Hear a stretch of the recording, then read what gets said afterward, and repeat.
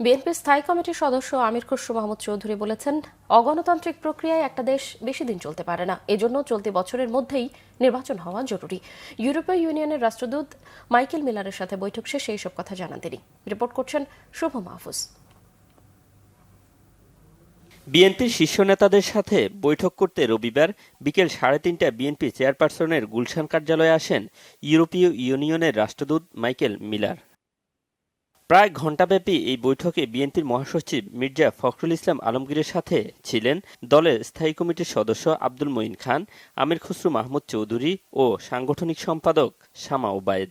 বৈঠকে ইউরোপীয় ইউনিয়নের সাথে বাংলাদেশের পারস্পরিক সম্পর্ক জোরদার, নির্বাচন, ব্যবসা-বাণিজ্য সহ স্বার্থ সংশ্লিষ্ট নানা বিষয় নিয়ে আলোচনা হয়। বৈঠক শেষে গণমাধ্যমের সাথে কথা বলেন বিএনপির স্থায়ী কমিটির সদস্য আমির খসরু মাহমুদ চৌধুরী। তিনি জানান, নির্বাচনের রোডম্যাপ, অর্থনীতি ও সংস্কার নিয়ে আলোচনা হয়েছে। বিএনপি প্রয়োজনীয় সংস্কার শেষে নির্বাচন চায়, সেই বিষয়টি ইউরোপীয় ইউনিয়নকে অবহিত করেছে।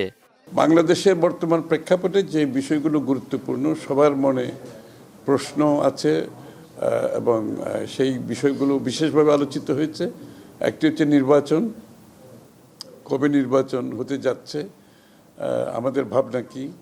আরেকটা হচ্ছে বাংলাদেশের অর্থনীতি, তারপরে হচ্ছে রিফর্মস, যে সংস্কারগুলোর ব্যাপারে যে আলাপ আলোচনা হচ্ছে, সেই রিফর্মসের ব্যাপারে আমাদের ভাবনা কি।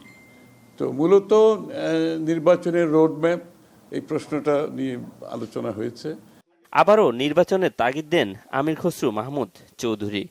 অগণতান্ত্রিক প্রক্রিয়ায় একটি দেশ বেশি দিন চলতে পারে না, সুতরাং অগণতান্ত্রিক সরকারের রাজনৈতিক ওয়েট থাকে না, মোবিলাইজেশন প্রসেস থাকে না, জনগণের সাথে সংশ্লিষ্টতা থাকে না এবং জনগণের ফিডব্যাক পাওয়া যায় না। সুতরাং একটি গণতান্ত্রিক প্রক্রিয়ায় যত তাড়াতাড়ি ফিরে যাওয়া সম্ভব সেদিকে আমরা জোর দিয়েছি। আর সংস্কারের ব্যাপারে যেটা কথা হয়েছে, সেটা হচ্ছে যেই বিষয়ে, যে কয়টি বিষয়ে আমরা ঐক্যমতে যেতে পারবো, সেগুলো ইমিডিয়েটলি করা যেতে পারে, সেগুলোর জন্য সময় নেওয়ার কোনো কারণ নাই। বিএনপি ক্ষমতায় গেলে বিপর্যস্ত অর্থনীতির উন্নয়নে উদ্যোগ গ্রহণ করা হবে বলেও জানান বিএনপির স্থায়ী কমিটির এই সদস্য। সেই বিষয়গুলো। শুভ মাহফুজ, বাংলা ভিশন, ঢাকা।